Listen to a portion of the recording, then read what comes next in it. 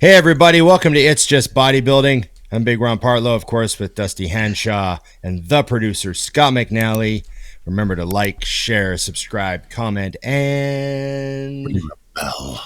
Yes, and remember, IamMutant.com. Go to IamMutant.com, get your IsoSurge, get your all in, and everyone should get on the gear. Remember, codes are Big Ron and Dusty, yes. And our guest today, Jim McMahon, founder and CEO of Fit Foods, which means Mutant, and his other brands, which we don't need to chat about. We're all Mutant today. But Fit Foods here, about 5 minutes from my house, so it's good to see Jim all the way from, what, 5 minutes away. Yeah, I can't. Are you at home or you're in your office? You're in your office at Fit Foods, right? Yeah, I'm at Fit Foods. Yeah, so I'm 6 minutes away from you right now. There you go. Oh, Natalia's watching. Amazing. Right there. There's Yeah. It's one person watching and they have an Olympia. Yeah. Pretty good numbers. Yeah, Well, thanks for inviting me on. It's not in the contract that I get to do this every year, but thanks for inviting me. Always appreciate it. No, you're fun to talk to, and you got a lot of insight in the industry that most people who we forget how spoiled we are, Jim. Like, people train for 20 years. They do 10, 15 shows. They compete all the way up the ladder as high as they can get. And they never get to see any of the backstage stuff that you've gotten to see, or the behind the closed doors supplement industry stuff, or how the whole machine actually works the way you have, the handshakes with Arnold at the meetings, and who's sponsoring the shows, and how these things come to happen. And it's all just this big magical gumdrop lollipop world for the average bodybuilder that comes to the Arnold, to the Olympia, but you know how it all works behind the scenes. Wow. And so it's good to get, it's good to get. And I've been very fortunate to get a little taste of everything, all these years traveling, going to the meetings, like the sales guys, the sales meetings with the big distributors and all that stuff. I sat in on some of that stuff, and it's a totally different. There's a big machine running behind the scenes with a lot of gears cranking, and it's Jim has seen it all. So welcome to the show again, Jim. Wow. Yes. I don't think I've quite seen it all. There's sometimes when it's midnight in Florida, Dusty wants to keep going, and I got to tap out.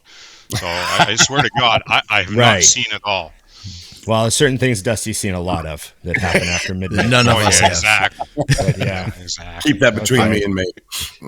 Yeah. No, I love doing the shows. I remember the last 5 or 6 years especially, it's been so fun to get back into the shows, and I never get tired of doing it. So I had another friend of mine ask me the other day, said, why do you keep doing what you're doing? Like, how come you don't, get out of this? I am turning a certain number next year. And I quite literally, it actually was somebody Ron, Emily. I was telling Emily, I said, it's people like Ron and Dusty, you too, Scott, although I didn't probably mention you in that second. But, it's Ron and Dusty and Jamie and Sean and Andrea and everybody that has re-inspired me. I've been reinvigorated the last 4 or 5 years, when we had Rich Piana here and I didn't have to, be orchestrating a lot of the marketing. We had other people here doing that, and I was, happy to be quiet and just manufacture. I always thought, you build a good product, people appreciate it, and they do. But the marketing of this has been more fun now the last 4 or 5 years. That little interruption, that little hiatus called COVID, was an eye-opener for a lot of people. But it also made me just angry to not waste any more time in my own personal life. So, Ron, you've seen firsthand, I got back into the gym a little bit, and, burps and farts and stops and starts as they happen. I'm world famous, Scott, for the patented Jim McMahon 18-minute ADD workout. Yeah. 80 million things going on up here, and it's a challenge. Jim will show up at 9:40. Okay. And Jim closes at 10, and he'll roll in at 9:40, slam out a workout, close down the gym. Nice. Hey, before we go any further, last night. Yeah. Before we go any further, I gotta ask. So Rich Piana ended up, blowing up, becoming his like larger than life, and he really did get his start through Mutant. I remember the first time I saw him as just a fan of bodybuilding and in seeing like the lifestyle videos that you guys were putting out. And I didn't know who this guy was before. So you guys knew him, obviously long before I did. And I'm just curious to hear your perspective, Jim, on the very first time that you met Rich and what that was like and what you saw in him.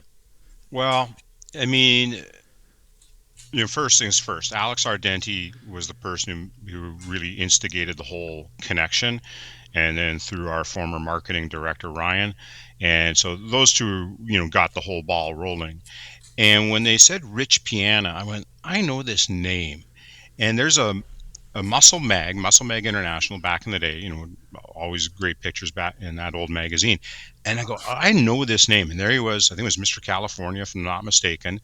And the Rich Piana, if you ever see that picture, clean cut kind of thing, California guy, and then the Rich Piana we all saw when Instagram started to hit. Oh my Lord, two totally different people in that respect. But Rich, like the first time anybody's ever seen Rich, what you saw was like nothing else you ever saw. It's as simple as that. I mean, yeah, there's big, and yeah, there's tatted, and yeah, there's just the all the muscle and everything else going on there. But it was a combination. That was the unique thing I think about Rich. He had a lot of all of that going on, and even though the big waist and all that stuff, he still had a form. He still had a that symmetry that's just not always there with a lot of guys. So, anyways, and then the camera. Oh my Lord, did the camera love that guy? And so the hucking the tennis ball in the pool with the Roddies, and of course the fucking the ammunition, Scott. Yeah. You think you got ammunition? Rich had an armada and an army in his house. I'm pretty sure there was some ammo going down there. Hell yeah. That's my kind of guy. But I'm sure it was more than the muscle. You've been in the industry a long time. You've seen a lot of big dudes. It had to be kind of like with Arnold. He had like a personality thing that really evolved, and I got to see it more and more as a fan, but I'm feeling like there's got to be something more than just that. Like, what was it that you saw in him? Well, I would go back to the love of the iron. I mean, as I've been very honest with Ron and Dusty and others, I've had a love-hate relationship with the iron off and on for 40 years. There was a part where I wasn't in love with this game, and I walked away from a little bit, still did the supplements, and it took me a while to get back to loving the iron again. You get burnt out. That's what happened to me. Rich loved working out. Rich loved everything about being a bodybuilder. Rich loved California. I mean, just, whatever you believe about him doesn't matter. You just can't take away that part of it. It was just that pure enjoyment. And even when he was with 5%, I remember I ran into him at the Mirage in Vegas at the Olympia, and he had his entourage. It was 18 of them were all going to go train together, and he'd already tatted on the eye stuff up here. And so I ran into him in the foyer at the Mirage, and they're all just walking out, and he didn't have to stop. And he goes, "Hey, Jim," and so we had 2 minutes private conversation. I'd run into him at another show. We're not even working together. That was what Rich was. If you're good by him, he was good by you. And so I've always tried to be good by people. And yeah, so Rich was just, it's hard to describe that love and energy. It just is. Like, Ron, you got a great story about the first one or two times you did booth work with him. Yeah, I mean, one thing I could say about Rich that I don't know if I've actually said it before, so try not to repeat myself when it comes to him, but everything was a decision that he had made. So if you look at how he dressed, he was famous for the Dickie shorts, and he'd wear like the Dior high tops or the Louis high tops. Like, he'd have on like these shoes that didn't make sense. Like, who trains in $2,000 designer? You know what I mean? But then he'd wear the Dickie shorts with the chain on the wallet and the tank top and the flat brim hat. It wasn't just that that's what he happened to be wearing when the videos were filmed. He carefully curated a look. He's like, I am now a character. This is my job. Everything, I'm going to choose this Southern California staple look. This is going to be me. It's going to represent this and this. Like that's how his head worked. Everything was calculated. I need to stand out. I want to be different. You know, there's going to be all these things about my look that is just me. This is going to be a signature. Yeah. And that's what he did right from the start. Like everything was done to be better at his job, which was at the time blowing up Mutant. That's your job. And I want to point out he self did all that. Like we didn't have to like he took the Ron, you said role, I think, or character, and then we didn't invent this. I mean, this was Rich inventing what he wanted to go do, and we were just blessed to be there. As simple as I could put it. So, you know, when he said, you know, I'm going to go do my own thing, we're like, yeah, we see it. Like, you know, we were almost a little too constrictive for where he wanted to go, and so, you know, when he wanted to go do his own thing, we were like, yeah, you can't keep a lid on that. And if you think you can do better on your own, then go do it. And the guys who work with him, they did a great job, I thought. That's wild. Yeah. I had an interesting guy that way. I had to ask, totally. and I'll tell you guys, I feel like I didn't catch all of that as it was happening. I saw the first videos, and then he kind of blew up, but I was kind of focused on another area, bodybuilding, just like competing and everything related to that. And I feel like in hindsight now, especially like I know our listeners are going to love hearing these stories because I've seen so many people that like freaking just loved Rich Piana, and I appreciate him even more now than I did then. Well, I think Rich ushered in the influencer because he wasn't a bodybuilder. He was the original the first influencer where it wasn't about bodybuilding. It was just, this is what he is, and what is it? We don't know, but we're drawn to it. Yeah. And I don't know that enough people, you know, it's like in bodybuilding, you want to know the history. Where did it come from? How did I get this spot?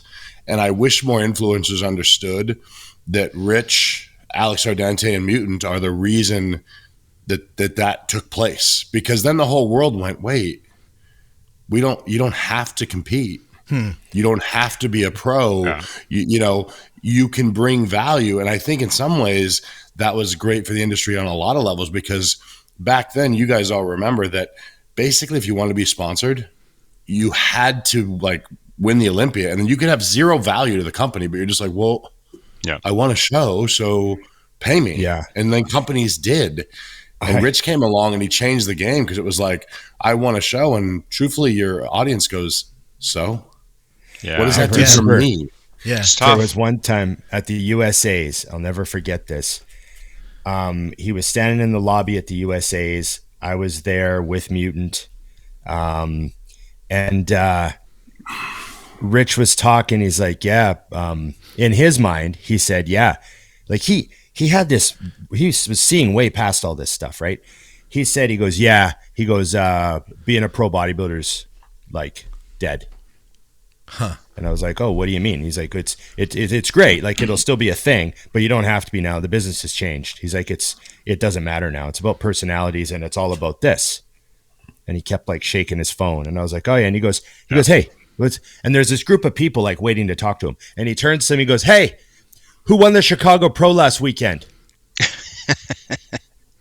Not a single person said a word. He goes, see, no one cares. They're here to see me because of this. And I was like, oh, like, I don't know what show it was, but it was like a pro show the weekend before, or like 2 weeks before. And he's like, who won the blah, blah, blah? And no one said a word. Everyone just standing there. And he's like, see, no one cares.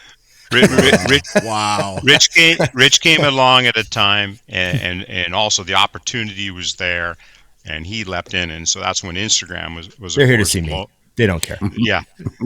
So when Instagram started blowing up too, Rich saw that, and he just went, bam, I'm going to go do that.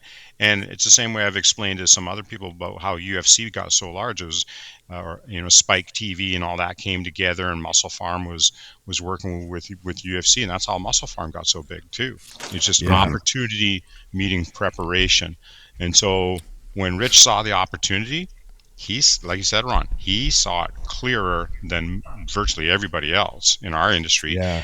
And in some areas, he kind of went mainstream. Like on one of the online video shows, Tosh Point oh, of course. Yeah. Rich was on that. My kid goes, didn't Rich and you work together? I go, yeah. So he was, no disrespect to a lot of the other guys, but not too many people have had that mainstream. Oh No. No. And Only also, one. I know some people have heard this story too, but even though Rich like transcended bodybuilding, he still, like Jim said, loved bodybuilding. He transcended it, but he loved it, and he still took all his main like lessons were from the bodybuilding world. So, like, I remember one time Ryan took me to the San Jose Expo. We went to the San Jose trade show, and we went down on the night before when the booths were all getting set up, and it was really late. Like there was no one in there. Giant trade hall, almost nobody in there. There's just a few guys putting a few booths back together still. And we're walking through the venue, and first person we see is Jay. Mm-hmm. And Jay's at his booth, like they're finishing the setup, and Jay's kind of looking at it like, yeah, let's maybe put these shirts over here, like that sort of thing. And we said hi to Jay, talked to him for a minute, and then we walked across the hall, like the room, to our booth, and Rich's booth was right across from Mutant. He had this 5% booth. And Rich was at his booth. So the only two people in the whole hall at like 8:00 on the night before were Jay and Rich. And so we go over to Rich, we're like, hey, and he's like still opening boxes and stuff. Yeah. And he's like, hey guys, what's up? And I said, oh, what are you doing here? He goes, well, Jay's here. You work when Jay works. He's like, it's not hard. He goes, it's not hard. You just follow the blueprint. Jay's working, so you work. If Jay shows up, you show up. If Jay leaves, it's okay to leave. Wow. And I was like, wow, he's still like, he knows. Yeah. You just do what Jay does and you'll be fine. It's so cool. So hold on. Yeah, I gotta write that one down. Yeah, we all do. The story of Jay, right, is the blueprint of success, He always gets uncomfortable when I'm looking in the windows of his house, though. Yeah. Just seeing what you're up to. Just trying to do what Jay's doing. Trying to find success. Wow. Don't make this awkward, bro. So, Jim, what's the plan for this year? Are you coming on these trips? I see my agenda has, the Arnold on it, and then it has FIBO in Germany, and it looks like we're waiting for the Arnold UK to get a date. It doesn't have a date yet. Is that true? That's my understanding. It's putting a wrinkle into my travel plans, to be honest with you. So yeah, actually last night I was in the office booking flights. You'd think we'd have people who could book flights for us, which is simple. But when you're trying to hop here, and hop there, I'm not that particular. But man, I don't want to be stuck in row 35 in the middle seat. Yeah. Yeah, that's not happening on my time. So yeah, booking the flight. I'm looking. Hey, I mean, what do we got? We got Columbus coming up. 6 weeks. Yeah. And for Scott and Dusty, you just hop on your magic carpet and you guys are there. Me and freaking Ron, we gotta go kiss the ring. Go see the wizard. We gotta go there. Dovetail through there. 4-hour layover. No, it's not that bad, but it's going to be intriguing for us out of Vancouver to get there. But Columbus, There's nothing like it. I mean, it's no disrespect to the Olympia. I love the Olympia. There's just something a little bit different about the Arnolds. I agree. It's more of a camaraderie. There's obviously a bigger crowd for business, but it's more the camaraderie. And I remember you guys doing your thing at our booth. The whole it's just bodybuilding. And as much as you have traffic at the Olympia, the sheer volume of friends that show up in Columbus, especially for the show and then the whole event, I don't think there's anything quite like it. And so if anybody who's not going to Columbus, what are you doing? Don't be a dumbass. Get your ass to Columbus. It's the only time of year that you would say that. No, it's not the only time of year. I mean, dumbass is my second other most favorite word that comes out often. Yeah. What was your? I've told a lot of people a story about when um, Jim took me. It was not last year, but the year before. Jim took me to a private meetup with Arnold, Oh yeah, and yeah.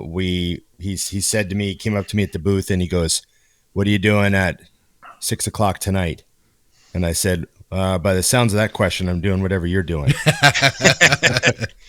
And he goes, "Okay, after the booth is closed, run back to your room, catch a minute, and then meet me in the lobby of this other hotel. We're gonna go shake a hand." And I was like, "Oh, okay."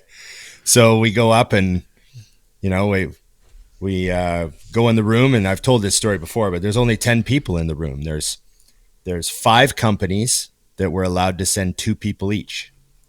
So there's, who was there? Cellucor, Muscle Tech, also us, tech, yeah. a couple other. There was like 5 brands, 2 guys each. So Yeah. there's 10 people and a bartender, and we're all standing in a room, and that's it. And then all of a sudden, the security team shows up, and a bunch of Secret Service guys come in, and Arnold and his son walk in with Ralph Moeller and a cameraman and a few of Arnold's older buddies, and we're just like, "Holy shit!" We're in a room with Arnold, just hanging out, and we had we had 90 minutes with him, Jim. Yeah, just ask him a few questions, and Talk to yeah, everybody and that oh whole yeah. thing. And what's your memory of that? Like, it was really bizarre. That was like one of the, I'm not a starstruck guy normally, but normally you meet a star for like 30 seconds, you Yeah. meet them, get a photo. You don't really, but to talk to Arnold and like I asked him a question, and I'm like watching his face move as he's answering me and he seems to be talking to me. Yeah. Like, he's like, "Good question. That's a great question." And he likes answering my question, and I'm just like, holy shit. Like, it was weird. So what do you remember? Yeah, same thing. Like, not fanboying over the experience or anything, but just, you ask Arnold a question, despite what some people think about him. I go, he's a pretty straight up person with his answers. Like, he's got a heart. He's got a lot of empathy. He sees things the way he sees them. And, I mean, one of the things I asked him was kind of, not everybody's going to, enjoy the question. It's not a bad question. I just asked him, what was your first thing? What was the first thing you thought of when you were coming into America? And what was that, 68 or 69? Yeah, And 68, yeah. and I guess he was coming into Florida, if I'm not mistaken, for Mr. Universe. And his answer kind of caught me off guard because it had nothing to do with bodybuilding. And he goes, "Oh, I thought the buildings would be taller." That was his thing. And he goes, "I thought the buildings would be," when he's coming into Miami. I said, "Well, sorry, I got to ask." Well, growing up in Austria, we all saw pictures of New York. So he thought all of America was New like York? the skyline of like New York. Yeah. The That's whole funny. country.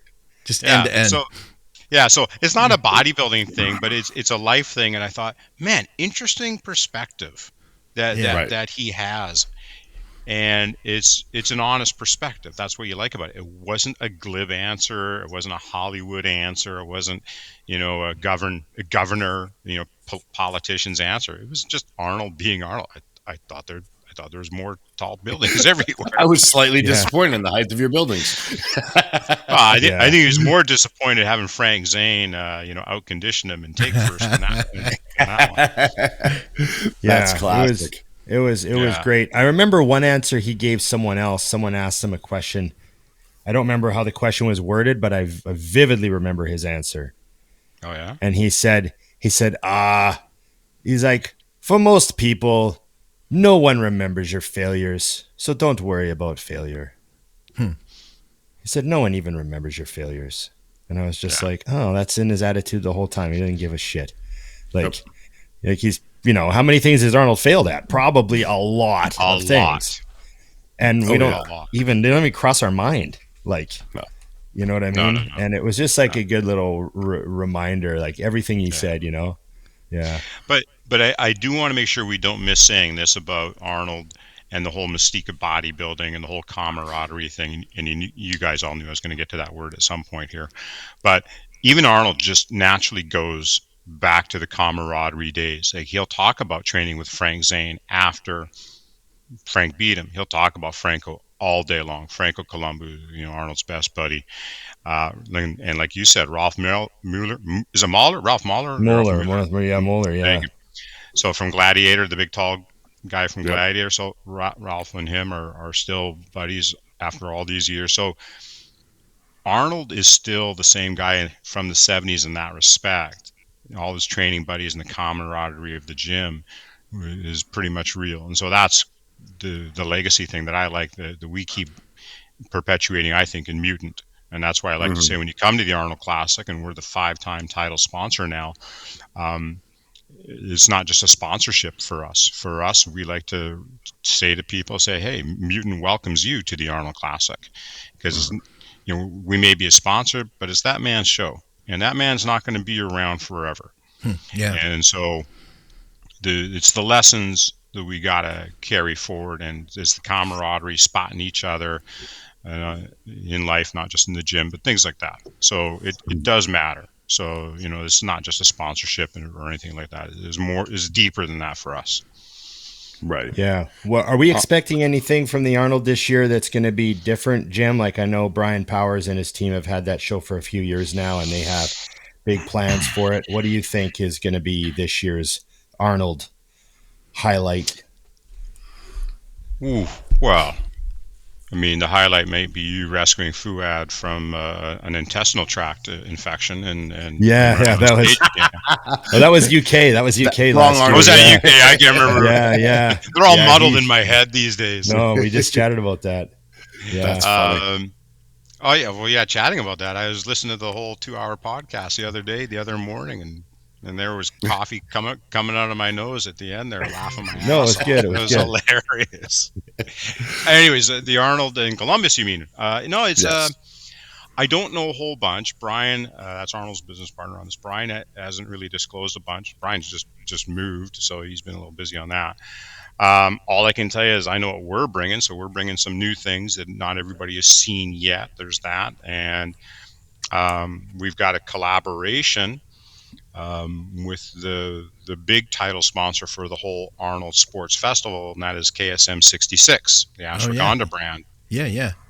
So ashwagandha, good for chillaxing you, and good adaptogen. And so Mutant's launching a product. Nobody knows about it, and you're going to see it first at the Arnold's, and it's like nothing else you've ever seen Mutant ever do, and it also doesn't match any of the colors any of us are wearing. Huh. So there's going to be that. Shazam's. She's going to be a little different. I like it. I don't even know about this. No, you don't. I'm excited. I actually kept a secret. Well, it's like you proposing to Emily or you, Dusty and Nikki. Like, you guys keep secrets. Well, damn it, I'm going to keep a secret. Okay. You get to have one, Jim. All right, this is your last one, though. Oh, damn. I did have a question, actually, because I told a few people from the gym we were having you on, and I thought it was hold on. perfect. Can I interrupt? Can I answer half the questions you got? Yes. Okay, yes, there is a new a smattering of fuck attention and earn respect Dusty merch coming. Nice. So Tommy and everybody else, stop asking. There we go. Okay, I'm done. No. So the big question that a lot of people had was your approach to, like you said, camaraderie. The image of the brand is starting to come through, and the curiosity was, how did you and your team put together the group that you have kind of as the face of the company? Because we are all a little all over the place, and some of these guys and girls want to know, what are things they could do to be seen by companies like you or others Great question. to grow? Well, I mean, for those of us on the screen, I mean, despite the four of us being greedy bastards that we can be at times, at the core, we like giving good people good information. You don't mind giving a tip, right? You're not so arrogant that you're going to walk by somebody who you might be able to help. Especially those who are spatially unaware when they're walking by Dusty and he's doing bent over rows. Got to be spatially aware when you're walking by Dusty and he's doing bent over rows. No, but it really comes back to give. I mean, it's the universal rule of reciprocity. You got to give first if you want anything back. I mean, that's what it's called, give and take, not take and give. Right. So, or take and take. Or take and take. Yeah, you can have our oil. Just pay us for it. Right. Anyways, there's but that's really it comes down to, like Ron mentioned, when some athletes get a pro card or they win a contest and then they put their hand out and they want money. And yeah, there's nothing wrong per se about that. But where was the give? And it's not about you. Oh, you got to line my pockets for me to pay you back. It's not that. It's like, can you live this give first mentality? If you can't live the give first mentality, that's a tough value proposition for anybody to stomach, I think, at least for our brand, because our whole brand is based around that whole thing. Like, yeah, I want to take, but at the same time, I got to give first. It's not rocket science. It's like, yeah, I would like to have 21-inch guns, but at first you got to give the effort. You got to give your body the food. You got to give yourself the time to get to the gym. You got to give yourself the attitude. You got to give yourself permission to go ask somebody for a spot that maybe you wouldn't have asked before when you're 15 or 16 and first starting lifting. There's a lot of giving first that just works, and there's a lot of humanity out there that just fails to see that. There's still way too many take first mentality out there. I find it disgusting, and it's just nothing I want to be a part of. And so I don't know if people can plug into that answer, but that is the answer. Right. That reminds me a little bit of I just watched, as I occasionally do a little refresher, and I'll watch a Gary Vee video, get a little bit of a reminder, or he had a video, it was like social media trends to look for in 2025 or something. Okay. And he said a couple of times, he's like, he mentions the thank you economy. Yeah. And all these things you can do to take part in the thank you economy. And it sort of just reminds me of that general message, like the amount that of good you can do just by helping other people and saying thank you for what they've done for you and all that sort of stuff. And it really does come back to you in business. At least that's the hope, anyways. And I've seen a lot of that being with Mutant, totally. And it's good. I enjoy being a part of that. Yeah, it's as simple as when you guys are writing out a meal plan for somebody. I mean, you do not pencil in ISO surge as the first primary choice of protein. It's fucking beef. It's fucking chicken. It's eggs or whatever. It's always food first, everybody. Like, it's not rocket science. Now, if it's a meal in a minute and you got 30 seconds in the morning, hey, rolled oats, nuke them for 30 seconds in the water, then put in a scoop of ISO surge, stir it around, boom, there's breakfast out the door. Right. But we give the right information. I don't ever want to market a product. Oh, you must be on this. I mean, you two. Yeah, well, I was just going to get there. Yeah, everybody should be on the gear. They don't have to be on the gear. Yeah, right. I mean, second place isn't bad. Especially once you're past a certain birthday. Definitely be on the gear. Well, think about it. Think about it this way too. When it comes to EAs and BCAs, and I'm not selling product, but I do want to answer a question that too many 17-year-old fluffy-haired TikTokers get fucking wrong. And they were demonetized right there. Sorry, guys. Anyways, we're allowed a few. Okay, so it is food first, but I'm pretty sure a guy named Hanny Rambod, who's trained a few bodybuilders in his time, and maybe they've won a few contests more than just the local amateur. Hanny's got a brand, and I'm pretty sure some of his guys are using branch chains. In fact, I know a couple of them, and they are. And it's not that branch chains or EAs are magical. It's just that when you're doing everything else to perfection, you got your food, you got your diet, you got your prep, you got everything else. Don't forget, you got catabolism going on during the workout. Right. Okay. So, and the body's going to catabolize the lean tissue to get at the leucine and the other two BCAs. So it's not about muscle building. So EAAs are great for building, but the BCAs are about muscle preservation, especially when you're in a depleted state. Right. And so anyways, to all the 17-year-old fluffy-haired TikTokers, I love you, but get your shit right before you start spouting it off. They're not watching. The magic. They're not watching this show. We're old. They don't watch us. But no, that's actually a great point, though, because if it'd be similar to arguing protein for energy. Well, if that's what you're going to argue, then yeah, it's not your best source. But you're talking Yeah. about its place. We kind of jam on the show, and I know you know this, Jim. Same thing that you do about first build the foundation. That's your food, that's your training, that's your sleep, that's all those things. Then, some of the supplements. And we kind of remind guys that when we say don't use something, it's not really don't use, it's just understanding how much that's going to move the needle.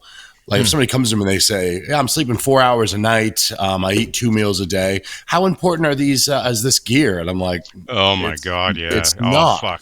Yeah. We gotta go way back first. And I think that's what we try to really jam on the show, which I know is your thing too. It's foundation first, build from there.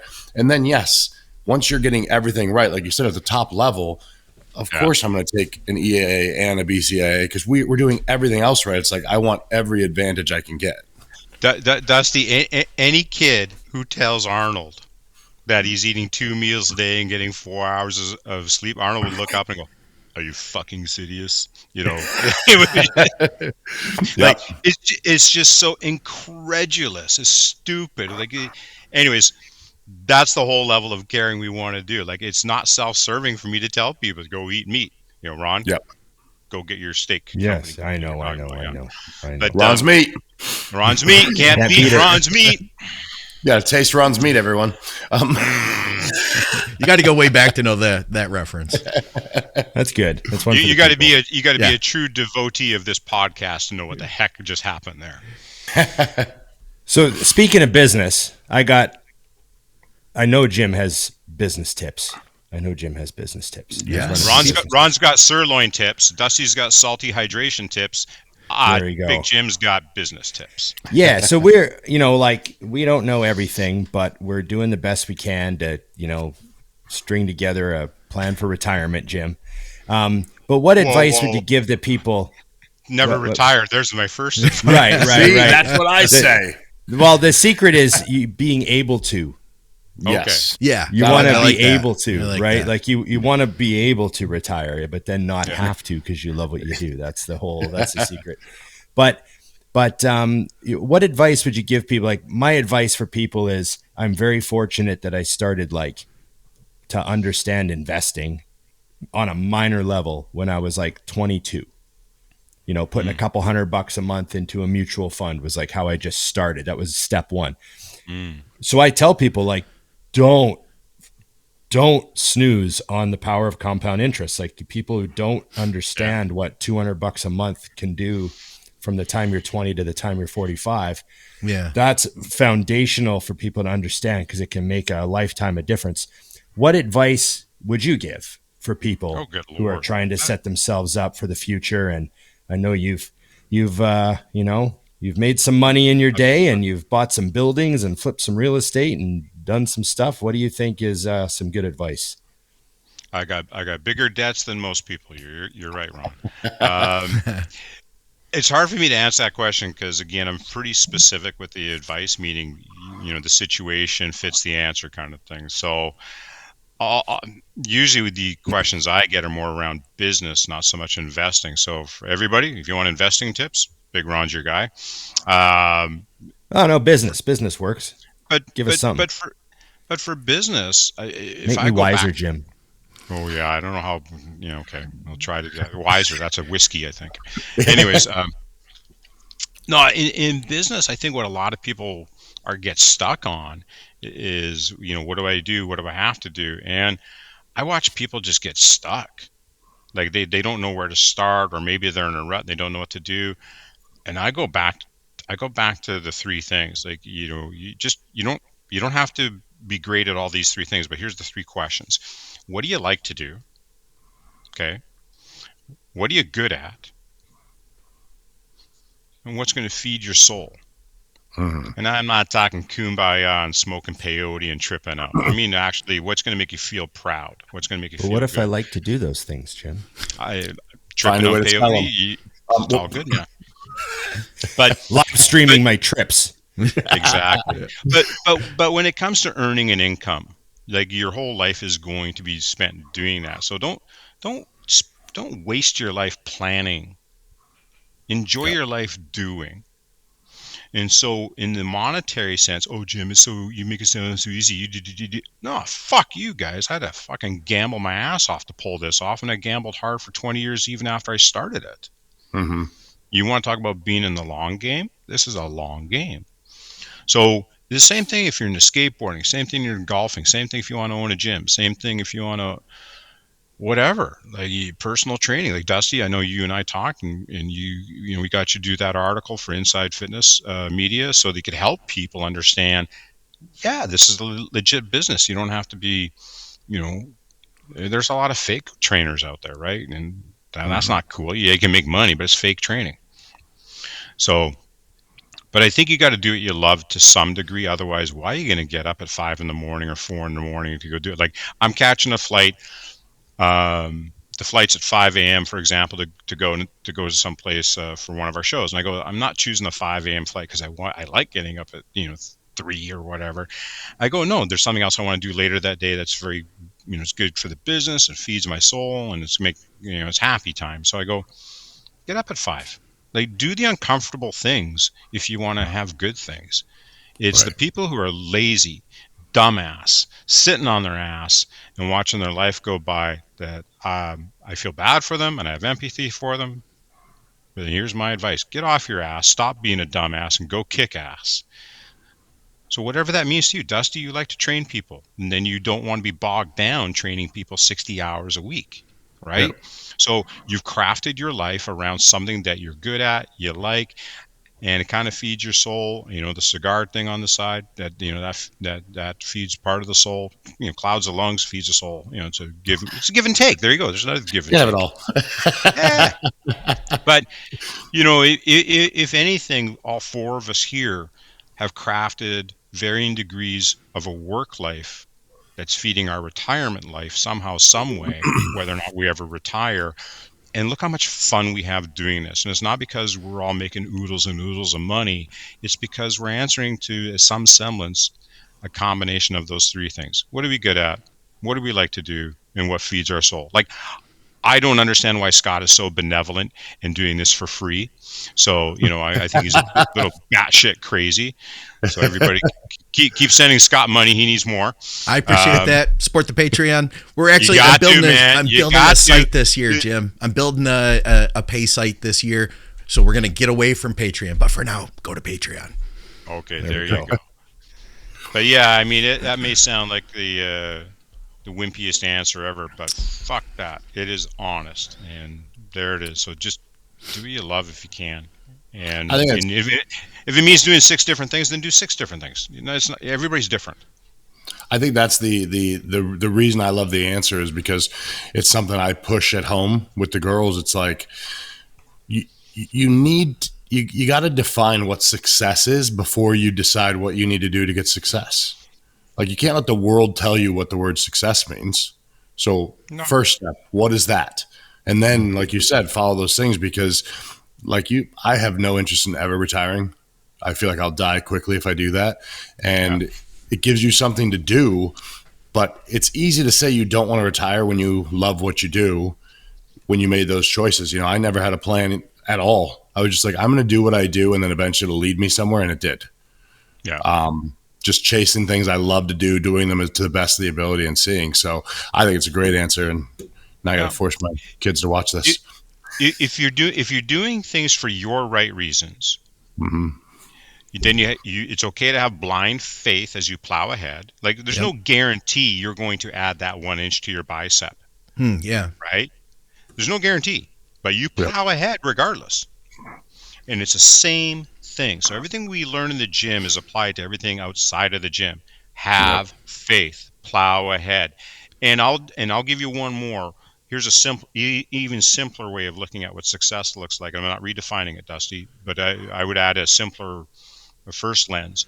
And it's hard. I've watched people struggle answering this question. I go, what does a darn good day look like for you? Right. I like that question. It doesn't mean, I'm on a boat. Write that down. I'm on the boat in the Riviera. And go, no, what does a darn good day? A day that made you feel good. Did you get up? Did you hydrate? Did you work out? Did you work for 6 to 8 hours a day, or was it 4 hours? Did you help somebody across the street? Did you open the door for somebody? Did you do an extra good deed that made your soul feel good? Did you buy the person behind you who's looking like they're having a hard time, and they're in the lineup, and you maybe bought them a coffee? Just what does a darn good day look like? And I think the more often we ask ourselves that, then you can work towards that, and then it actually forms the rest of your work life, your personal life, your married life, your school life, whatever it is. It's unique for each of us, but I hate it the days when it's 8 p.m. or 10 p.m. and I feel like shit. And I don't mean physically shit, it just mentally I go, I don't feel good. Like, I was busy, I did everything, but I didn't feel good. Yeah. Yep. And I think there's a danger there. And I'm somebody who lived that danger for 10 years where I left the gym. I did not set foot in the gym pretty much for almost 10 years. I mean, I dabbled here and there. You can't totally get it out of your blood, right? But the grunting and the sweating and the hardcore and damn near risking injury. I didn't do that for like 10 years. You just burn out, like I said before. But what is a darn good day look like? You might not have a perfect answer, nor should you. But ask the question more often, and guess what? You'll start to layer on more good answers, and your days just get better then, because you're actually got a vision. Yeah. Right. Now you got a vision. I never thought of that. I never thought of that. I mean, I can think of like, what do you want to do when you grow up? What do you want to see for yourself? What do you want to see for yourself in 5 years? Or what are my plans for 2025? But I've never thought about what does a good day look like? Because once you darn good day. Once you have that template, I get it. You can work toward it. I feel like I spend too much time maybe hoping that my day is good and handling the things that I have to handle, Yeah. I don't mean to trounce on parenting skills, but I just despise the question of, well, what do you want to be when you grow up? I mean, hey, if you asked me in 2025, we were going to be all like in space and stuff, and it's going to look a lot different than it does, I just find it a very limiting and somewhat degrading and almost demoralizing question. Why am I defined by that? I go, I can be wherever the fuck I want, and it doesn't mean I'm going to be a furry. If I'm still a boy, I admit it. But I don't like. Oh, you're going to be a doctor. You're going to be an engineer, and then no, I'm an orderly. Well, why is some people's perception of an orderly less than a doctor? They're both performing an important function. Or some people say, well, I'm not as successful as you, Jim. I go, it's not a fucking contest, everybody. It's not a zero-sum game. All ships rise in a rising harbor. No. Right. So it comes back to community. Dusty and I don't agree on everything. Scott McNally and I don't agree on everything. And the other guy in the corner there, Rep 300, Big Ron Partlow. I won't give out your private email. We don't agree on everything, but you know what? We agree on enough that we go ahead in life as friends, and that's how you build a community. None of us got raised by one thing. It was all a community. So we all got to remember that. Agreed. Yeah. And no, I am not running for prime minister, but would be helpful. As a whey protein purchaser, I am making an offer to buy New Zealand. So there you go. There you go. We should buy New Zealand, Jim. Yeah, they got some good whey protein. Well, you know what? America's got great whey protein. I don't know why people go after this I mean, I know why they think they go after the New Zealand whey protein, and there's another good one in Ireland. I go, the moo cows out here where I live by, where some of the whey protein comes from, they're feeding on grass. Everybody. Yeah, they're great. Well, a lot of the moo cows I know in the cheese belt in America, well, they're grazing on grass too. Everybody, just like they are in New Zealand. What's What's something about the supplement industry? Is there anything? What do you think one of the biggest misconceptions is about like raw product and how many different manufacturers there actually are for most of the raw products and all that sort of stuff? Like there's only how like Creapure. There's just the one company makes Creapure, right? That's patented. Is patent process trademarked as Creapure. That's Allschem in Germany, formerly known as SKW Trostberg. I remember in 1996, I had 40 kilo drums, and they were giant white drums with giant blue lids, and they had a yellow tag on them that said SKW Trostberg. So I was buying my Creapure through a broker here in Canada. So 1996, why am I buying through somebody and through a broker? So I got up at like 1 a.m. You don't wait till 7 if you're going to call Germany.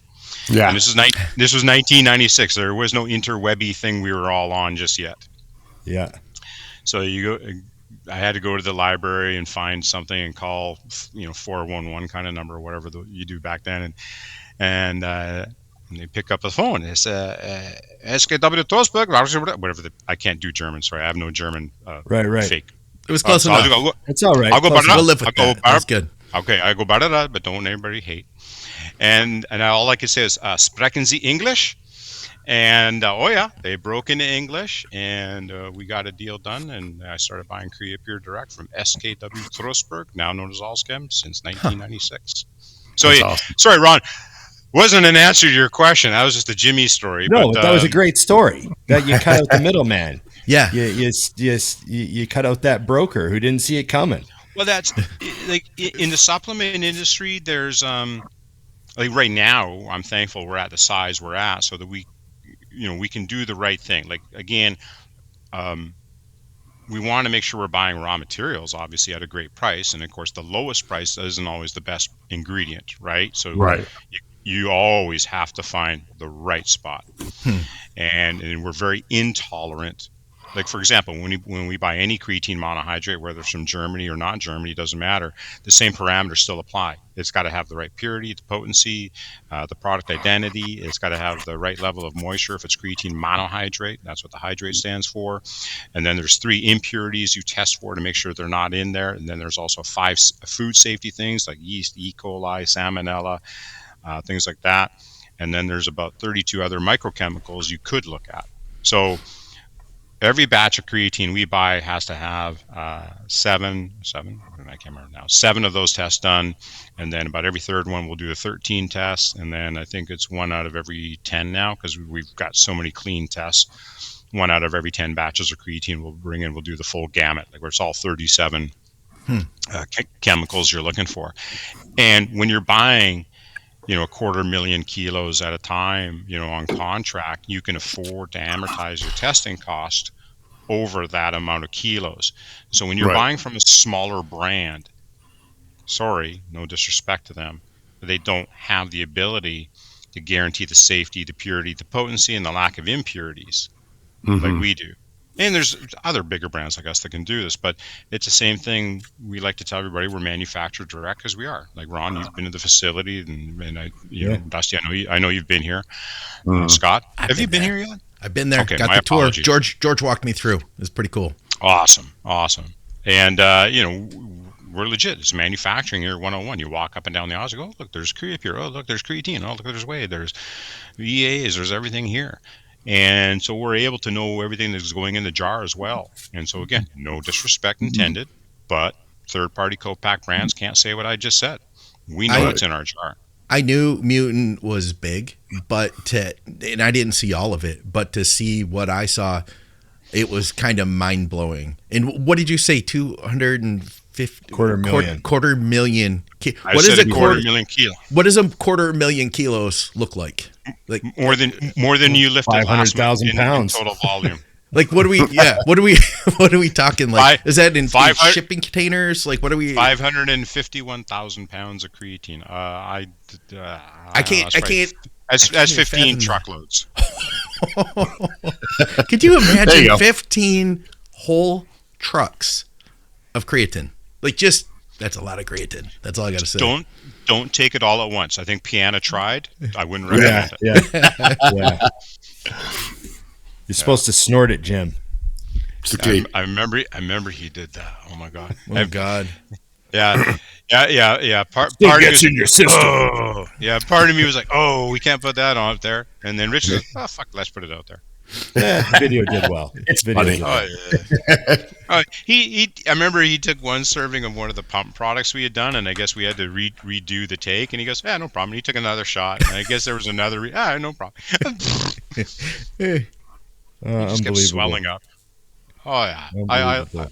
I kind of love all this shtick that happens here. But the creatine story applies to like all the raw materials when it comes right down to it. So, and sometimes raw materials just like right now, sorry, it's not me raising the price on the whey protein isolate. That's just a worldwide thing. Cocoa went for a rocket ride here. So I don't know if you've seen any of your cocoa products have gone up in price. Coffee, of course, has always gone up. There was a time when sucralose went through the roof. So the sweetener used in a lot of the products, so sucralose went like batshit crazy about 2 years ago, just like 6 times the normal price. That's wild. So yeah, it's hard to hold on when things like that are happening. But again, since COVID, we've adopted a very basic strategy that I don't think a lot of brands did. A lot of brands try to micromanage their inventory and their cash. And we were like, well, if you're going to be dependable, you better have product. And so again, Mutant just wants to stand out and try to be more dependable than average.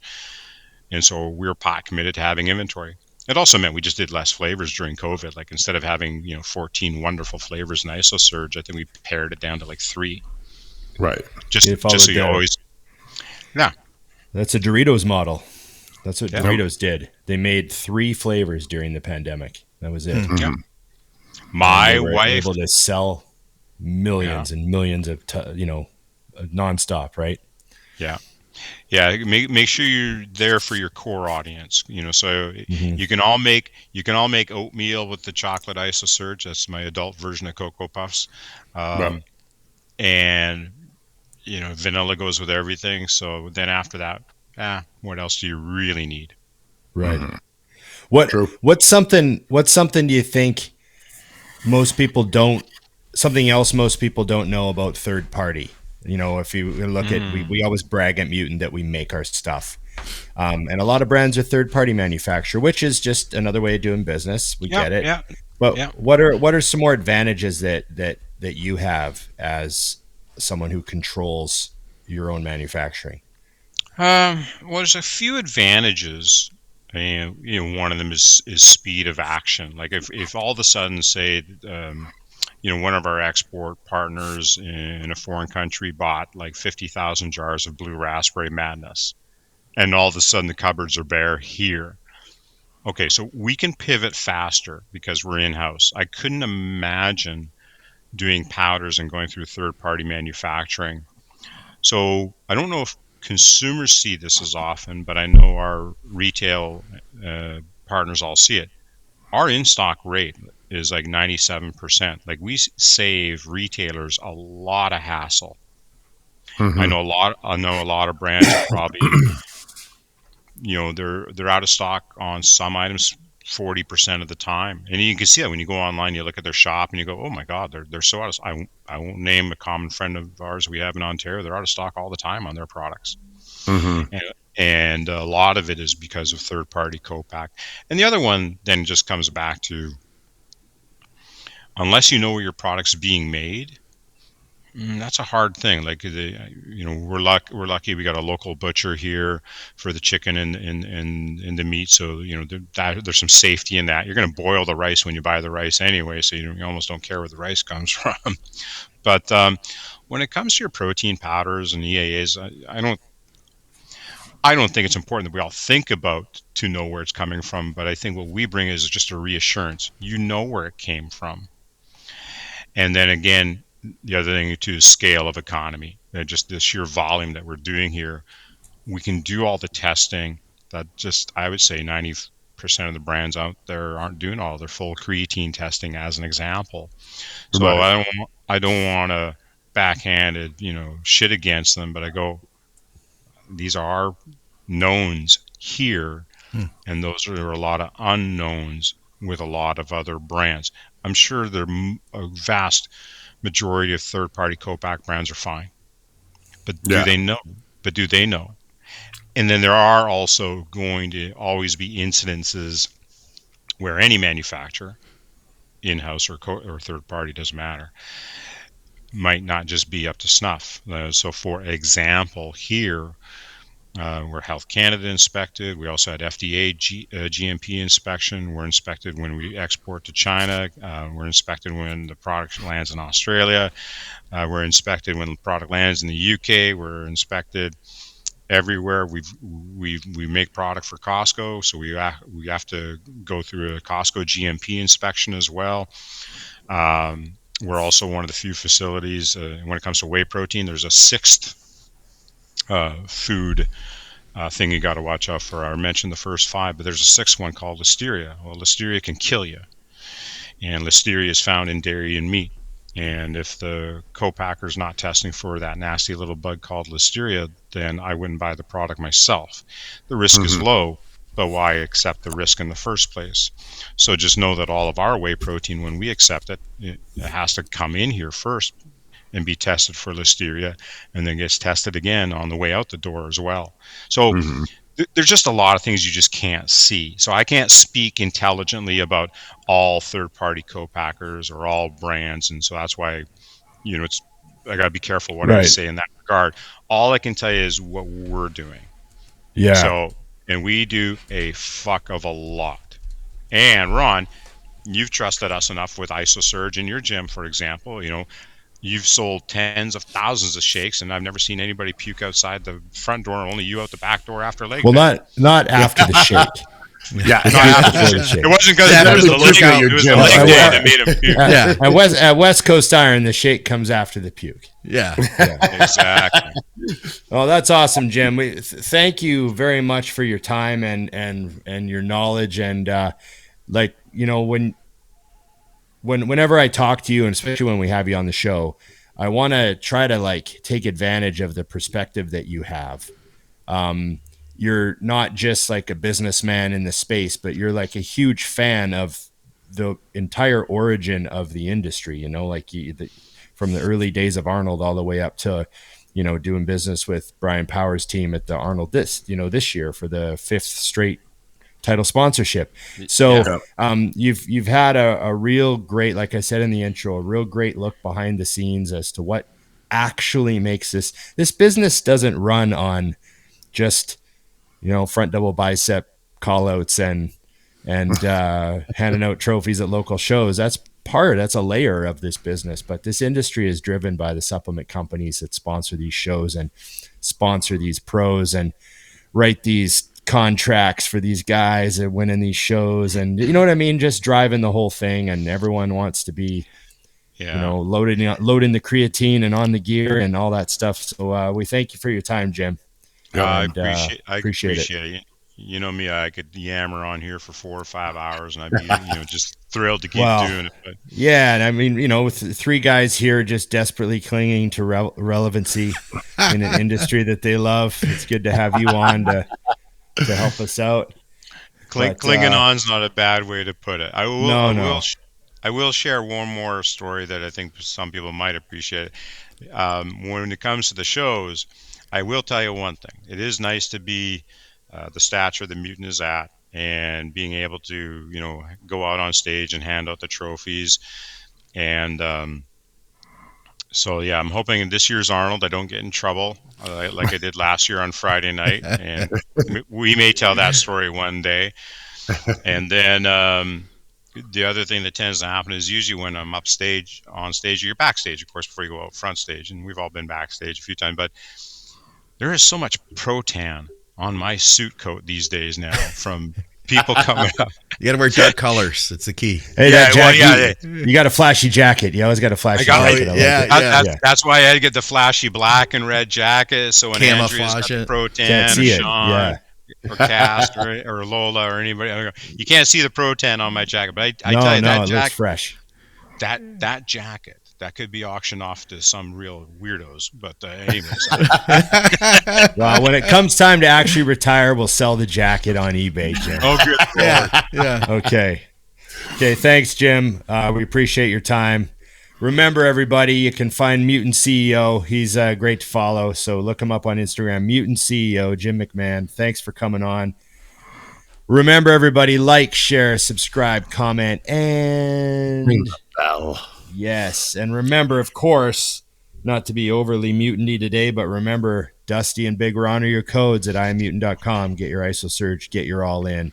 And everyone should get on the gear. All the gear.